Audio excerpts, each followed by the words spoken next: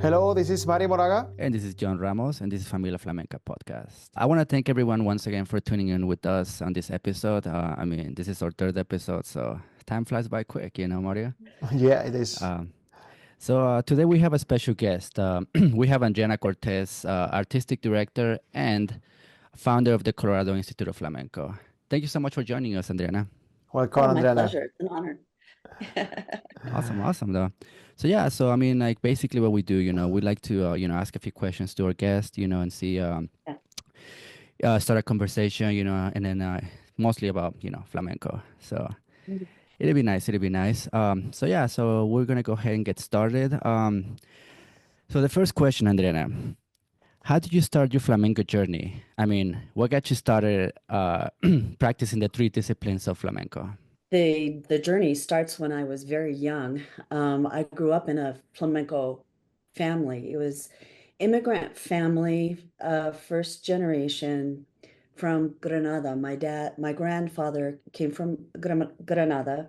He Nice. was an ironmonger and eventually found out there was other Spanish gypsies in Los Angeles, and he made his way from Ellis Island in 1919 all the way to Los Angeles in the early days. So a lot of the ironwork that you see around the Hollywood Hills, Griffith Park, Olvera Street, that's his handiwork. And there was a family of 11 children, and eventually, starting very early in the 20s, and then the last baby was 1943. All four of my aunts were flamencas, and my dad and my uncle Rene Heredia were the guitarists. I had one aunt that actually did all three disciplines of guitar, dance, and singing, and her Nice. name was Sarita Caro. And of her time period, she was the only woman in the flamenco world that was performing all three disciplines. So my dad would tour with Jose Greco. My uncle toured with Carmen Amaya. And then they got to know all the flamencos in that, like Mario Ezcarero, you name it, Maria Benitez. Gosh, there's so many that I'd like to list, but the time is limited. But you could probably scroll the credits of all all the different flamencos of that time period. Sabicas was a good friend of the family, That's and great. he taught the flamenco, besides my granddad, who taught them the flamenco art. The flamenco art is what the family used to help supplement the family income. So they were there in the heart of all that the flamenco is known to this day came from La Familia Heredia in old Los Angeles. El Cid, Fountain Theater, Greek Theater, all of the Dorothy Chandler Pavilion. And there's actually a photo of them just before they go on to the stage at the Dorothy Chandler. But some of the clubs don't exist anymore as time goes on. The El Matador was another vibrant place, and the list goes on.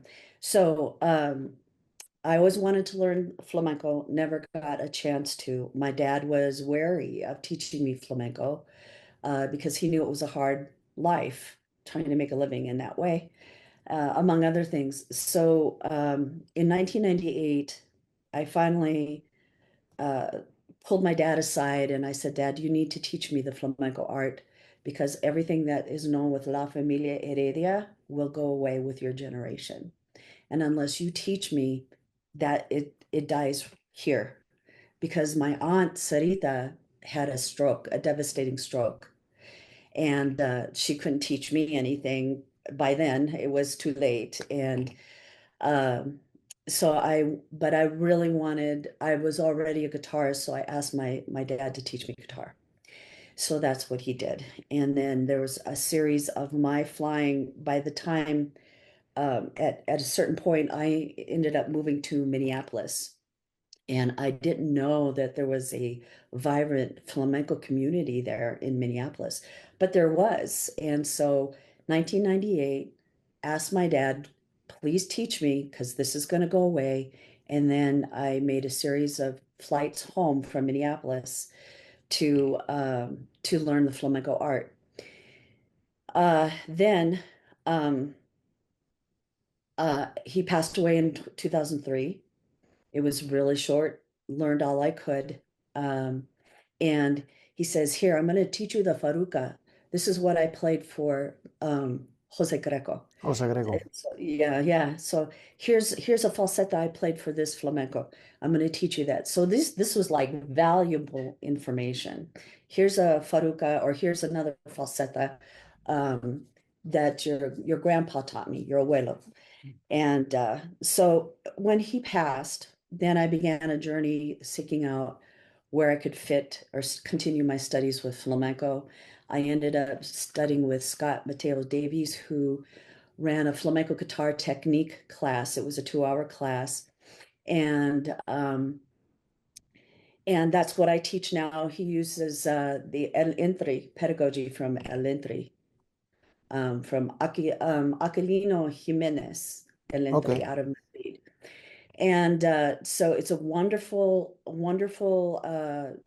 pedagogy. And then that's what I teach currently at the Colorado Institute of Flamenco but it's flamenco techniques, flamenco guitar techniques and repertoire. So we do the technique and then apply it to falsetas, compás, a complete piece and so forth.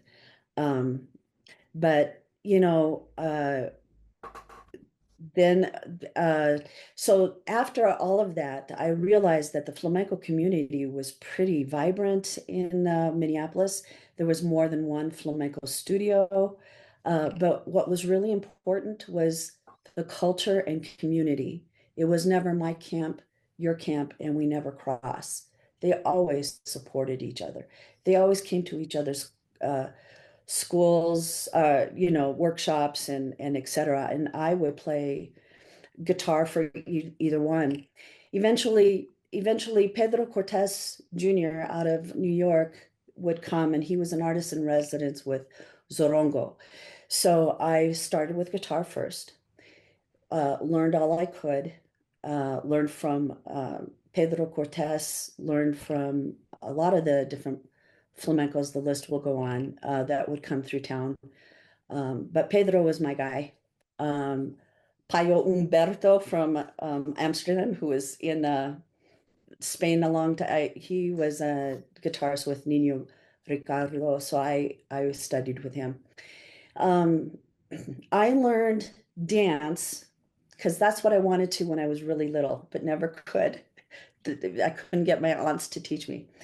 So I learned the flamenco dance to be a better dance accompanist on guitar. Sorango made a way for me to do dance accompaniment, because within a year or two I was already doing flamenco dance accompaniment for the classes, not the advanced class. That was, but as a fledgling accompanist is for the beginning and intermediate. And so as a way, I would get a stipend, but they would do an exchange. I'd play guitar in exchange for taking flamenco dance classes. And then I found out I was pretty good at it. So I was already dancing in the advanced class, not too long after starting, probably within the year. So learned all I could. Manolete was one of the guys that came through for workshops. It was really quite a spectacular honor. There was a lot of wonderful flamencos known and just up and coming. It didn't matter. They were all wonderful, coming out of Sevilla, Madrid, you name it. Then there was a bookmark where I went to college. I was invited to go to the University of St. Thomas in St. Paul, because one of the professors there actually was a flamenco, and it was one of the few schools that would allow me to study both flamenco and classical guitar. So I was invited to come and study at that university. So I put a pause with my flamenco activities and studies through Zorongo, and then went to college and studied with flamenco master, got a formal education, music business, the whole 9 yards. Then when I graduated, I reintegrated back to Sorongo, and I got tired of just playing chords. And I was already a singer-songwriter in a different genre. So I learned the letra. What was interesting is my dad would say, one of the last conversations I had with my dad, I was driving him from in Hollywood. He was picking up one of his flamenco guitars. It was a friction peg that he was having, just minor adjustments to.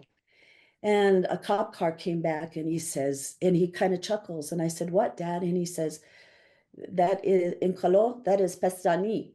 That means the law, Pestaña. the cops, pestani." Pestaña. And he says, "Yep." And he says, "Your granddad used to speak Kalo with us."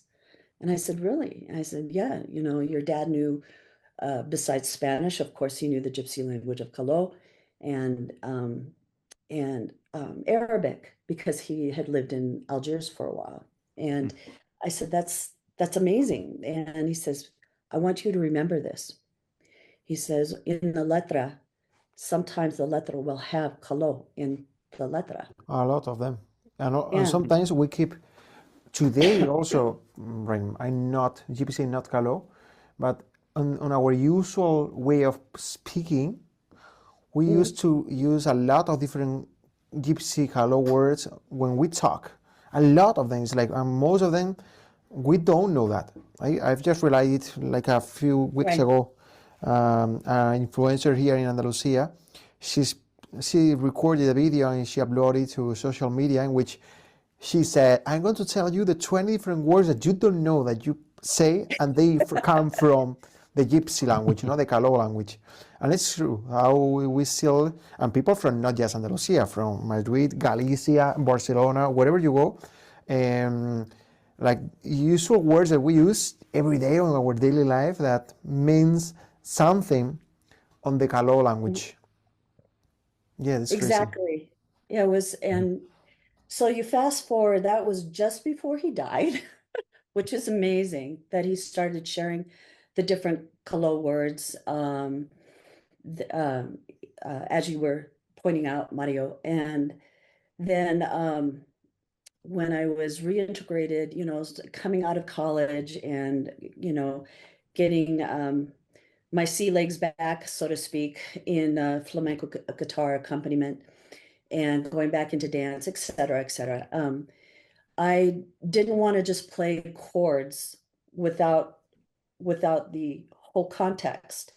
And I knew that the maestra, Susana de Palma, she would sing a little bit, but it was just kind of in the background to sketch around her choreography. But so I started learning a letra, the solia, and then a tangos. So the first one was the tangos extremeño, la repompa. Turonea porque baile, turonea porque baile, tú eres la piedra nastica de la tierra de mi calle. So I said, ronea, what's ronea? I've never heard of that word before. So I went, so ronear, and so I'm looking in the Spanish dictionary and there's nothing. And then suddenly this conversation that I had with my dad comes up. And so I go to there's a website for all the universities of Andalusia. They had at one time a Spanish to Kalo lexicon. So I typed in Ronea and it gave me the meaning. It was a Kalo word. Yeah, and it's sinónimo con presumir. Why are you so stuck up? And I'm like, thank you, Dad. But that's when I started singing. And then not long after, we made the transition from Minneapolis to Denver. And my uncle had a flamenco dance company that had been running for nearly 53 years by then, and called Flamenco Fantasy Dance Theater. But before he had all that, he was a flamenco guitarist that kind of was embraced in the Denver area for his art and his culture and won multiple awards from the governor of that time period and the mayor, and he had lots of interesting patrons, but this opened up a world where he was able to perform with a lot of for many dignitaries and royalty and um, but it's that was my journey. That's kind of so when I ended up moving here, I was excited for the prospect of working with La Familia Heredia. It was like a dream come true, getting to work with my own family.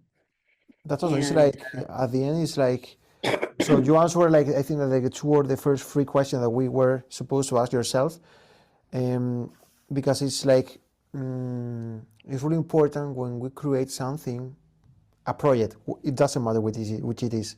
Okay, it's a CD recording, it's a show creation, it's a any business creation or about lawyers, about anyone who is creating something, it needs to have its own passion or be its own reason to make it happen. No, so for you, so to have this strength into your energy inside of yourself, which sends information to your mind and says, "Hey, Andreana, you have to keep working on that because of it's a reason or the only way that we have to keep learning, listening, and knowing the history of Heredia family and all your family ancestors and all your flamenco history for yourself." No, that's great.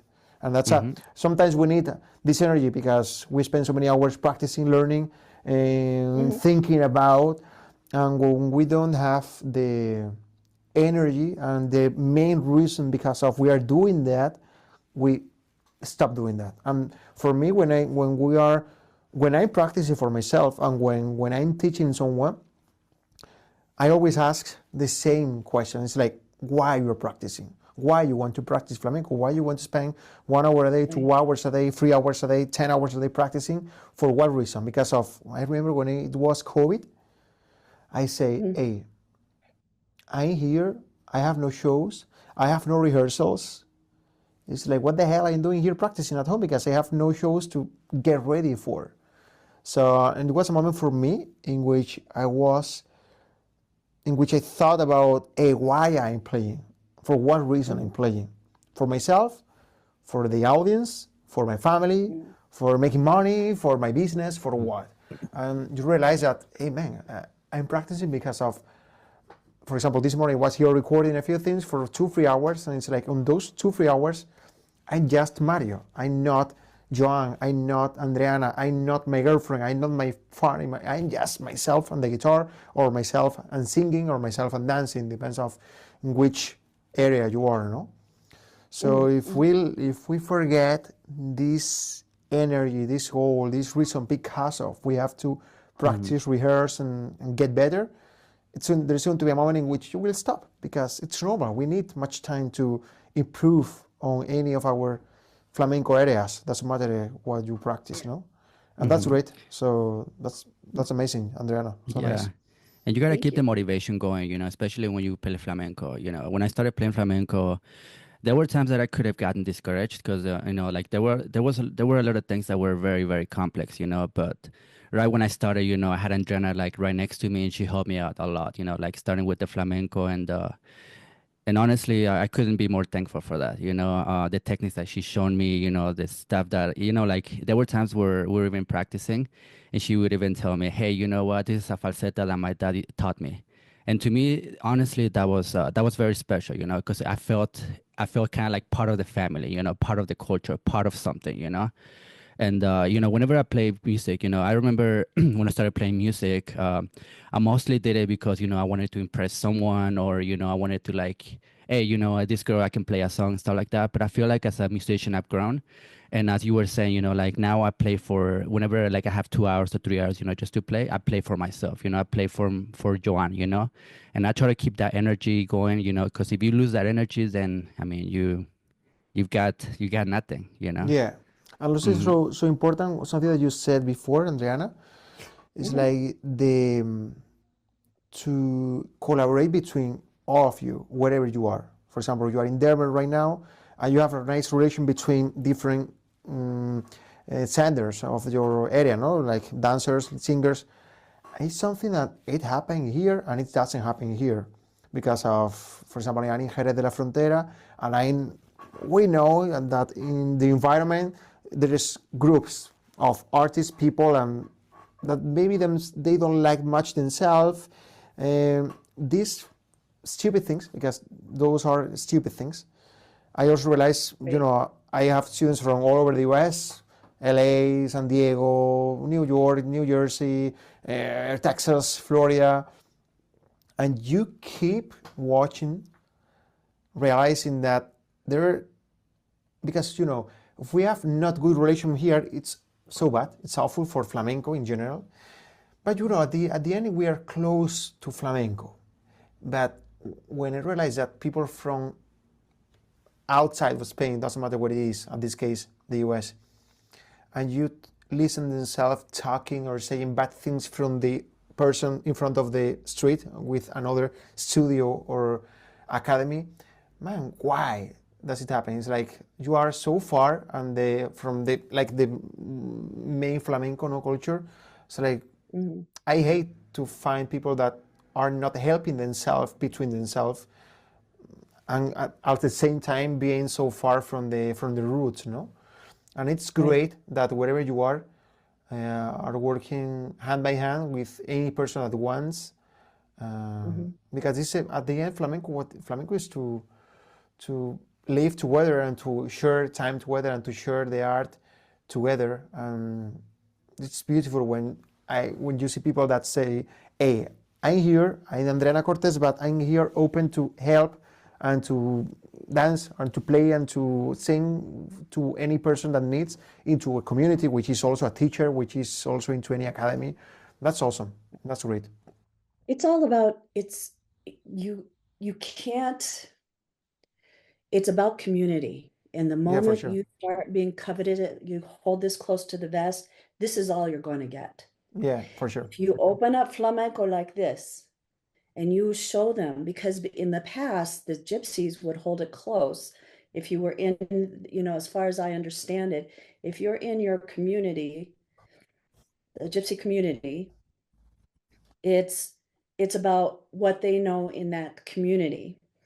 My dad, later on, as things became more, I don't know, as in the 50s and 60s, whatever you want to say, then the falsettas became like hold close to the vest, because they would steal it from you, then use it, and then get famous on your falsetta. Yeah. Or whatever, your choreography, your falsetta. And that was like, oh my gosh, now I've lost my work. I've Yeah. lost my art to somebody who stole it. But we don't have that in this age now. We've got YouTube, we've got also Instagram, and everybody's sharing everything. But the most important thing about why I do Colorado Institute of Flamenco is my uncle, my dad's passed. All of the flamencos, all of my tias are gone. So now it's just me. And so how am I going to share this valuable That's it. thing called flamenco, according to La Familia, the school of La Familia Heredia, is to start Colorado Institute of Flamenco. Yeah. So we bring history. How do you understand Duende? How does somebody who doesn't know anything about Spanish culture understand Duende unless they understand the history? So I tell them, like Joan, I tell them about my dad. I tell them about how Sabicas was in our kitchen because he was Tio Sabas to me. He'd come to all of our family picnics in the park. That's And there's a great. photo of me standing next to him, and I'd watch him play, and I just like this, and I'd watch his hands, and I'm immersed in it and wanted to do it all my life. Then this looked like an opportunity. When I came to Denver, it was not like Minneapolis. Nobody was sharing anything. Nobody was doing anything. And least of all, there are no cantadores. There are no tocadores. There's not enough. They learned pieces, but I'm training Joan to be maybe the next instructor at Colorado Institute of Flamenco. But not only there, he can go to Spain. Now he has all the tools to sit down with another flamenco in Spain and begin. So it's a culture, it's a community, it's all those, it's an aire that I can hardly know where to begin to explain. But that's what we're trying to bring here in Denver, so that we are raising up people who want to be passionate about flamenco and have all these tools. What an incredible honor to be able to pass on this art form to someone, and then watch them grow, and then go and become another wonderful flamenco, well-known flamenco. Yeah. Or maybe they don't become a well-known flamenco, maybe they're local, maybe they're not local, but they're so passionate and they do it for enrichment. It could be whatever, but it's I don't plan to be the only teacher at Colorado Institute of Flamenco. I'm hoping that when we have singers, do you know how many singers cantadores are? There's none. There's none. Mm-hmm. Yeah. Flamenco is all, it's hard to do flamenco without having the context of the letras, right? Which is what brought me to singing letras for the dance class. And the majas at Zorango Flamenco would come with their little notepad and tell me, what's the structure of flamenco and what does this mean? And I'm like stunned, because I'm like, I thought they already knew that, but that was part of my job, is to bring that other level of education. When you're not in Spain and you only have people blow into town for 1 or 2 days, that for a flamenco workshop, it's not enough. You have to have a good foundation to be able to carry and already support that flamenco knowledge, the duende, soniquete, all the nuances, teaching the guitars how to match the feet, teaching the guitars, hey, you can write your own falsetto for that choreography, getting them confident enough to do that. It's the same thing with the singers. Yeah. They have to have that fuerza, that the aire, the song of the gypsies, especially if they're going to sing a fandango. You know what I mean? Yeah. And let it pour out. So that's kind of what. But as you say, something difficult to express when there is not a context. It's so difficult, because also here for me, if I have a student here in Jerez, but that at the same time it's out of the environment, flamenco environment, man, it's difficult also, because it's like, I can teach you a falsetto, yeah, I can teach you how to do compass on the table, yeah, but how I'm going to, then the $1 million question, hey Mario, but how I know how to join the party with the palmas? And how I know how to join the party with my falsetto? And it's like, okay, that's another point. It's not to know the fingering, it's not to know the rhythms, no. That's one part. And the other part, it's how to join a juerga and make it work. For me, it's the most difficult thing, because it's the only thing that I didn't also learn by anyone. I learned by myself, by making so many mistakes when I was on the juergas, and after so many people told me, Mario, shut up, Mario, shut up, Mario, shut up, and I return home and say, why it's not working, why it's not working, why it's not working, and after 10 years, you can play at the juergas, and it makes sense to play at the juerga, and it sounds nice, no? Yeah. It's difficult. It's so difficult, because it's like anyone more or less can teach to play, dance, or sing something, but to let you know how the context work and how you can bring what you already learned to the real life, oh my God, it's crazy. So difficult. I agree. Yeah, it's so difficult. All right.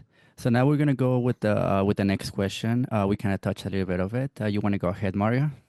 Yes. So the next one, because we also talk about how do you say to start. It's like more. I think that we talked about it. It's like the history of your family, all the Heredia family, and all these knowledge and experiences.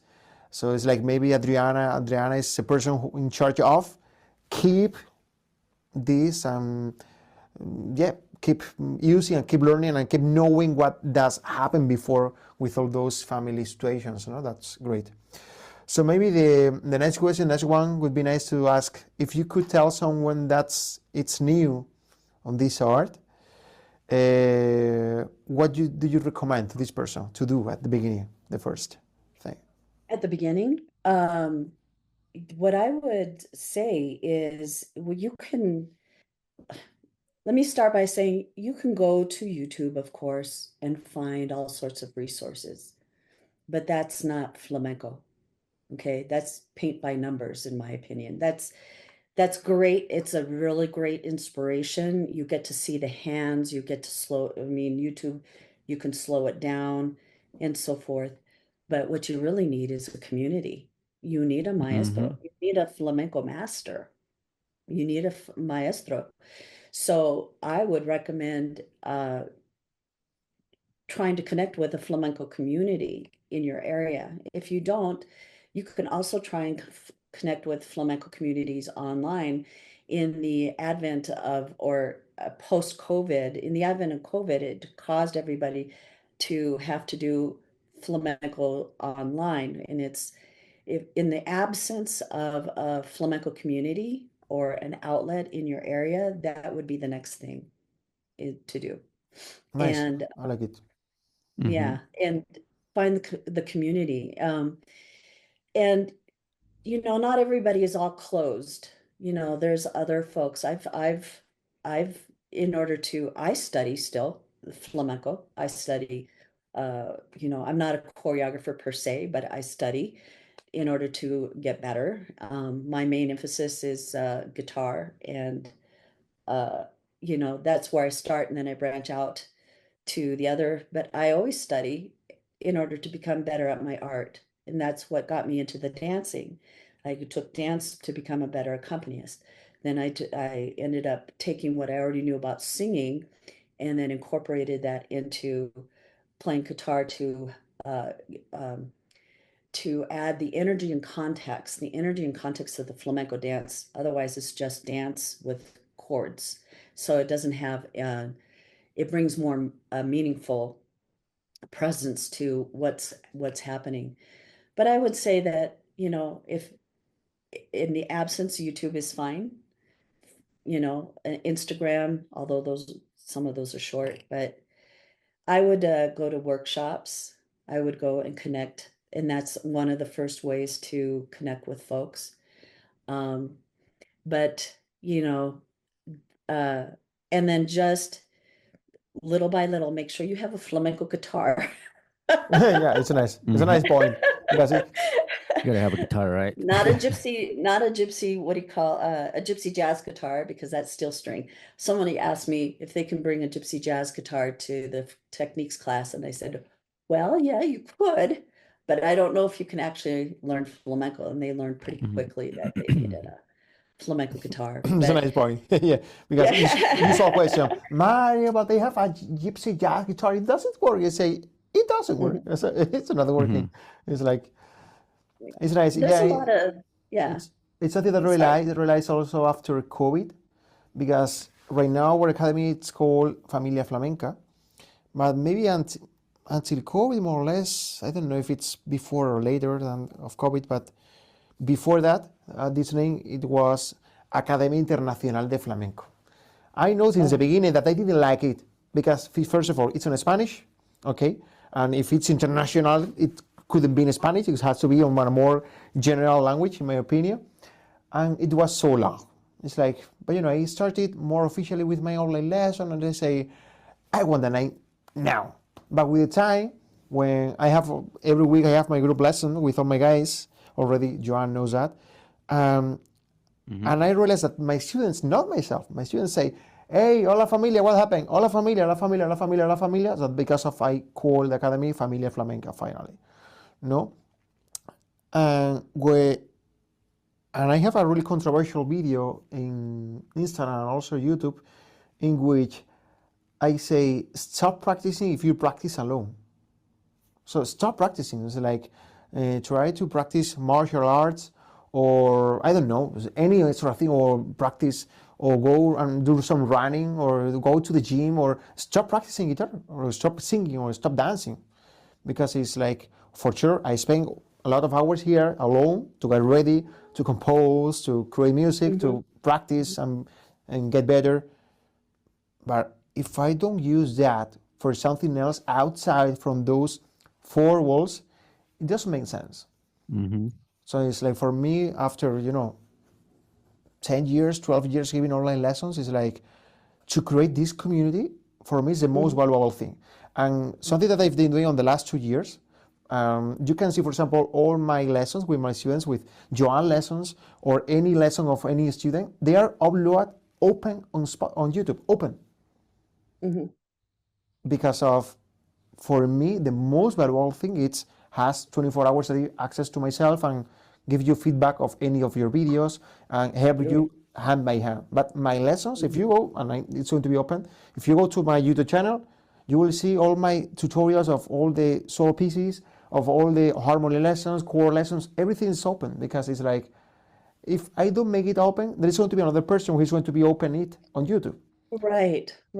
So to monetize that makes it difficult for people no, to. it's. I think we cannot talk about it unless I have 1,000, 100,000, not 1,000, 100,000 followers, and we have 1,000 followers. I think, which is like not make sense right now. But it's just, I don't go. I'm not. So it's like, how do you say? No es justo, no? How do you say justo, Joan? It's not justo. It's not fair. It's not fair for myself to say, no, I'm going to put my videos in private because it's just for my friend Joan, who is on my lessons. No. Correct. Because of, if I teach Joan a Bulerías falseta, the same falseta is going to teach for another person open in YouTube. But what Joan has that not another person? It's my private number, and he can ask myself 24 hours a day, whenever I am, what is happening with the video that he's practicing, or with the falseta that he's practicing. And when I am on Flamenco Juerga, every third Saturday, I send a video to the group in which people live this environment, this context. It's not just a lesson. And for sure, it doesn't happen open in YouTube. It's something that is totally on the group, WhatsApp group that we have with the students. And for me, and I always say the same thing, I don't want myself to be your teacher. Choose another one. There is thousands of them, and they're great. Right. But The it's more like, tools that they put in there, but the more influences, then you have helped start a flamenco, become a flamenco. Isn't that amazing? That you are creating flamencos, and then you train and raise them up. It's like your children almost, yeah, for sure. And then you release them to go learn more, and then they never forget you. They never forget that you are the papa. No, and I know that because program. and I know that because of, I have students for the last, some of them are for 8-9 years with myself, and they're not students, they are my friends. It's like, I know themselves because they come to Spain and we spend weeks together and having fun. I always have a sentence. It's like, if I don't want a customer, or I don't want a client, I don't want a student. I want a person who I can take a beer with himself or herself. That's a secret for myself. And Exactly. I can go out with all my friends. Joan Young Handrock comes 2 months ago, and he spent a full week with myself, and we go to Huelva, we go to El Rocío, we go to Sevilla, we went to different places because it's my friend. He's my student. Yeah, he's my friend. Yes, it's like, I enjoy with himself whenever I can go with himself wherever I want, because I like and I enjoy that. Totally agree. And that's a point. Is like, and that's always I ask the same thing. It's like, Paco de Lucia learned from his father, from Niño Ricardo, from Sabicas, from a lot of different ones. Vicente Amigo learned from a lot of different ones. Sabicas learned from all of different ones before himself. And you are going to come here living in England, and you want to learn flamenco by yourself just by buying 3-4 books. What the hell? It's like, I know. let's be fair. Let's be fair and let's be true. That's not flamenco. You have to, I agree That's with it. you. And to get in touch with the communities, it's, for example, with Mari Ibañez in San Diego. I'm helping himself to creating the music and the falsettas for the dance studio in which he is practicing. They are lessons. Okay, I'm not teaching himself right now.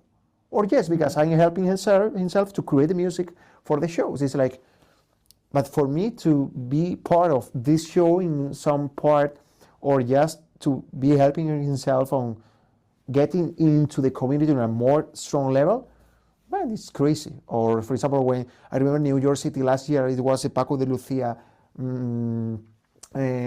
festival or something like that, which was like a full month full of flamenco in New York City. And I remember the guys going together themselves, all the New York and New Jersey guys, going together for the different shows of flamenco that it was taking place on the city. To create a family, to create a community, I think it's the most, for me, it's my main goal on my work. It's not giving lessons, it's to create a community, whatever it is. It's a flamenco community. Exactly. How wonderful that is. I totally agree with you. That's the whole premise of Colorado Institute of Flamenco. The name Colorado Institute of Flamenco was to give some kind of regional presence, that, hey, you guys, there's flamenco here, and that the other part is that most flamenco studios are all geared to dance only. And except for the National Institute of Flamenco, which does all the disciplines, including percussion. We will eventually include percussion, but right now it's just the three disciplines. Like you were saying, yes, it's about the community, it's about friendship, it's about connections. I've got lifelong connections from they're lifelong, and they're my maestro, but they're also my friend. Yeah, Scott Mateo Davis is my maestro who took me in just as my dad passed away and taught me the flamenco the rest of the way, where it was no longer able to continue that. Pedro Cortes Jr., Pedro Cortes, the same, and he came, it was really interesting, and he looked at my hands while I was playing, and he says, "Why are you doing it this way?" And I went gulp. I go, uh, I didn't have really a good explanation, but what was really interesting is my dad would say, "Be careful who you study flamenco with, because they'll say they know, but they really don't."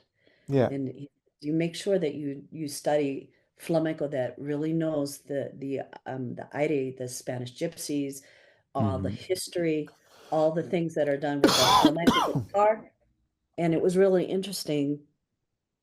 So this is like about 4 years, maybe I want to say 2.5 years after I met Pedro. He says, "Why are you doing it that way?" And it's because I was influenced by someone who, said, "This is modern now. This is how the modern flamenco goes with the guitar."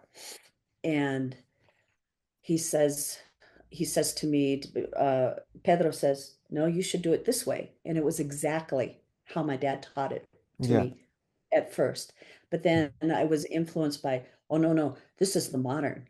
So it was really interesting to see the connection that Pedro says, "No, no, no, that's not right. This is how you should do it." And that kind of brought back the warning, if you want to say. Be careful who you study flamenco with. There's a lot of folks out there that'll claim that. And, I don't want to bash anybody that is doing their best to try and bring flamenco to their community and don't have the same kinds of background like either yeah, you or I do. That's not fair. yeah, So, but they are trying their best. But like to your point, that goes to, you have your friends, your community, but then you are encouraged to go learn flamenco out in the world. And the way flamenco has grown worldwide, it's been very incredible, because it was it wasn't until around the world in 80 days, with in I want to say 1957. That movie came out in 1957 with David Niven, and they finally land in Spain. Jose Greco is featured there in this, and he jumps on the table and starts dancing faruca. And that catapulted flamenco to the fore. So after that, all the variety shows, the Ed Sullivan Show, all the variety shows started offering. There's a show that no longer exists, but it was a variety show called the Firestone Hour, the Ann Sheridan Show. There was just a variety of shows that ended up putting that out there in to the forefront. And then suddenly we had flamenco in several movies of that time period, and then it continued on. Then you fast forward to like Antonio Banderas with Desperado doing flamenco guitar. Then you go to Zorro Oh back yeah, in that the movie. 90s. Remember Zorro? Yeah, El Antonio Zorro. Banderas, and they were doing flamenco in that, and so you had all these little, besides Carlos Saura movies, Yeah, all of his films were amazing. The trilogy of all of yeah. that, and The free films are great. yeah. The Awesome, only thing awesome. I like the jazz influence that has come, but the older flamencos don't consider that flamenco. They said, what is that? That's jazz. You have a temporary departure from flamenco sonorities, and suddenly you've got, this jazz thing. And then you bring it back and resolve it using, the Spanish Phrygian mode. Yeah. So a lot of the older flamencos don't appreciate that. They think that's kind of wacko, Mhm. but they all blame Paco de Lucia for it. It's a difficult point. It's a controversial point. No? It's difficult. Also, it's difficult not to determine. At the end, there is not the book of the flamenco. There is not a book. So Yeah. at the end, each maestro has its own book, and Right. you will find people who say that Paco wasn't good, and you will find people who say Paco was the god. It's like at the end, Correct. it's also, I think, the good thing of the flamenco is as much rich as people we are. No, and depends of which person you ask about it, is going to tell you his different opinions, feelings, and ways of Right. thinking and understanding the flamenco. That's great. Well, When cool guys. Yeah, that was I was just going to say that I believe that that's the next pinpoint in history when Paco started association with Demiola and so Yeah. forth, and we had the jazz starting to emerge, and that made flamenco guitar explode on the worldwide stage For sure. because now it's not so much kept within the gypsy community or even just in Spain. Then it made it accessible to everyone, and then that's what drives the attraction to become a part of flamenco. Besides, Yeah. you have other elements, but Yeah, for sure. yeah. It is true. So It's true. yeah, It's go true. ahead. well, cool guys. That was the first segment of the podcast. So now we know, when we started, like when she was talking about, the three disciplines of flamenco that she started with, and also, if you want to start, learning flamenco, you got to join a community, and I can see that, when I started doing flamenco and playing by myself, it's not the same, you don't feel the same environment, you don't feel the same emotion. And I feel Right. great, when I was joining, Mari Moraga's group classes, or whenever I go to Andreana's classes, it's a whole different experience, But yeah, so we're gonna go with the next segment of the podcast. So we have a few questions. Well, they're not really questions. They're more like they're questions by John Velasquez, once again from New Jersey. So we're gonna start with the question: what is duende? Ha! That's a good one right there, huh? Yeah, I was talking. I was I like talking. Mario's reaction. It's Haha. like, I was how do you- talking yesterday with some friends because we went to see a few shows in the last couple of weeks. And sometimes you see the same person performance, okay? So you see someone a couple of weeks ago with one guitarist, with one different sound equipment, and with a different moment for this person. And you hear the same person 2 weeks later with a different guitarist, with different sound equipment, with different situations on his personal, because life change in 2 weeks. We have new things happening every day. And it's like, okay, I listened to this person singing the same theme 2 weeks ago, and I hear the same theme yesterday, singing the same styles, the same letra, the same. But I really don't like yesterday ones, and I really enjoy a lot 2 weeks ago. And then you see, hey, how can that happen? It's like if it was the same person, if it was the same styles, if it was the same letras, the same everything. Okay, but if there were one guitarist 2 weeks ago, and there were a different guitarist yesterday. Okay, I see. First step, because each guitarist is different, and maybe a guitarist is more technical one, and this one is less technical but with more swing and more groove and more feeling, and the other one it's from Madrid, and the other one is from Cadiz, the other one is a big dictionary, a big different toolbox about for each guitarist, which both of them are amazing, but with different ways of playing and express their feelings, you know? Because of some reason, with one guitarist, the show works better than with the other. For me, it's Is Duende. So both of them are great. Both of them works better. The singer also sings in a great way both of the days. But the Duende happens and get into the stage one day and not the other, because of different reasons. But we don't have to look for the reason because we don't know them. But for some reason, it happened. Because of maybe the space, because of maybe the stage, because of maybe how I feel today, different than 2 weeks ago. So the Duende is like if we can translate it, we cannot translate, but if we want to give a meaning, it's like a maximum way of expression when you are on the stage.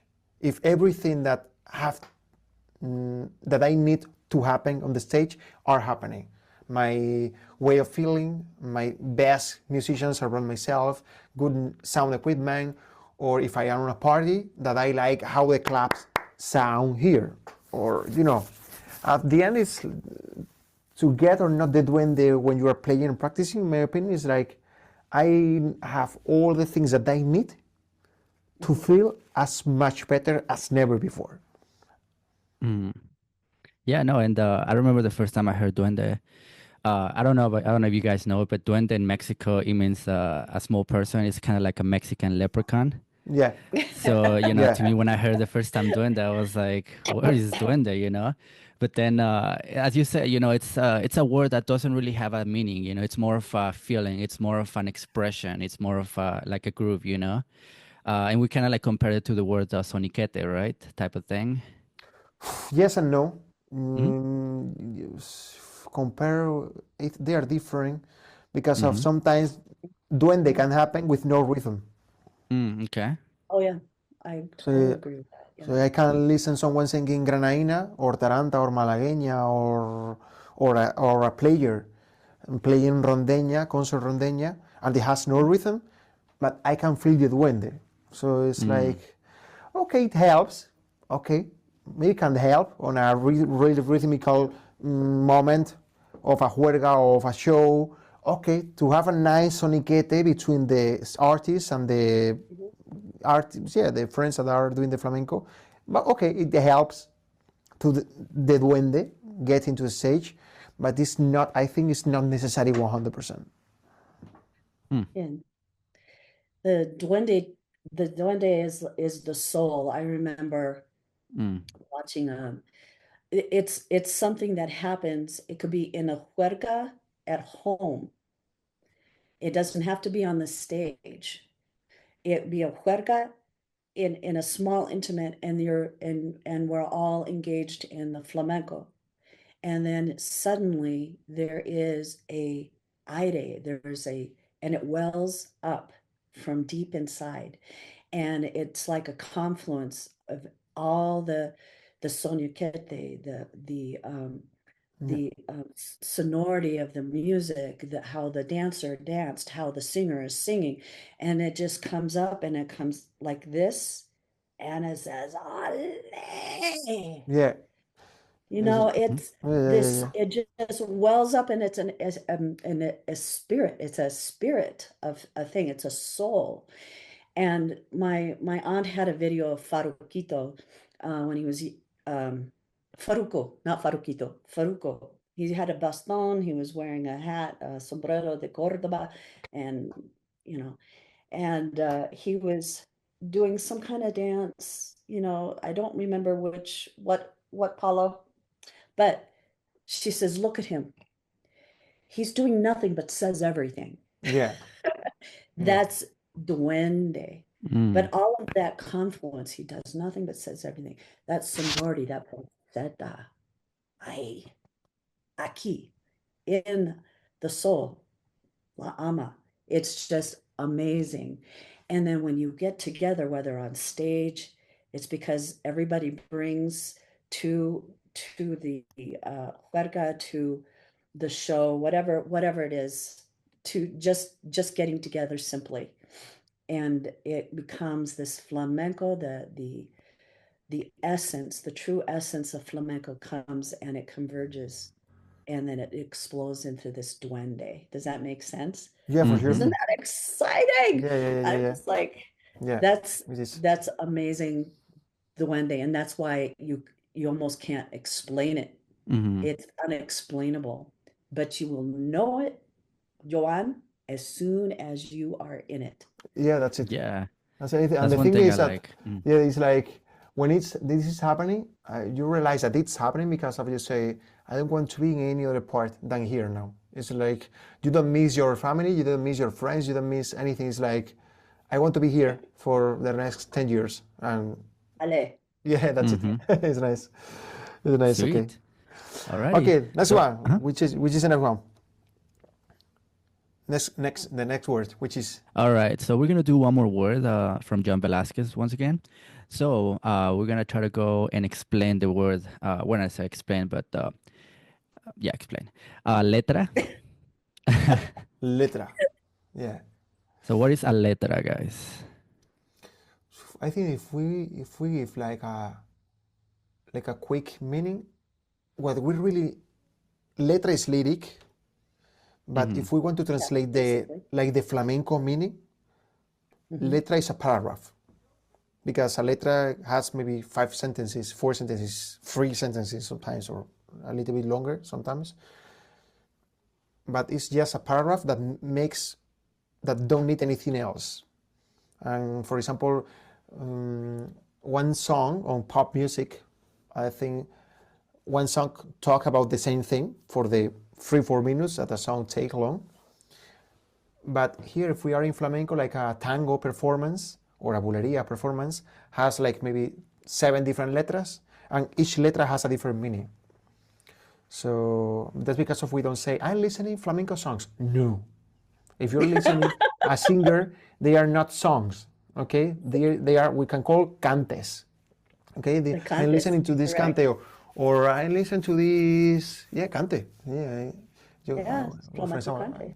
well, I'm going to think in Spanish, but yeah, see, I don't say, if I'm listening to Camarón or if I'm listening to any singer, ayer escuché la canción, I just listen the song. No, I didn't, never give the name canción, song, to a flamenco song, not track. Cante is a nice.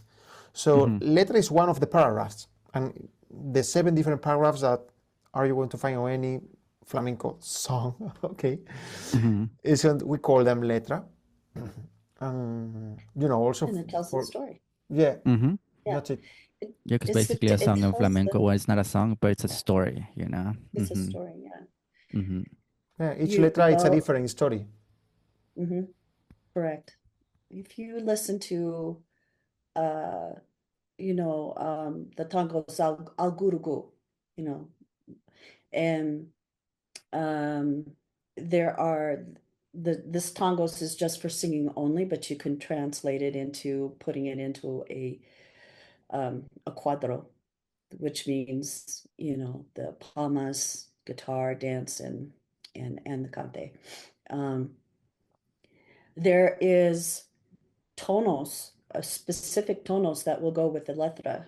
Sometimes you can take the letra and put it under a new tonos if the rhythm fits. But they'll say the tono, let's use the tangos, turonea, porque para el taño Tango extremeño, turonea porque baile, turonea porque baile, that whole thing. You have that tonos, then you have tonos, tangos de Granada, la que quiera matronio vaya la tierra.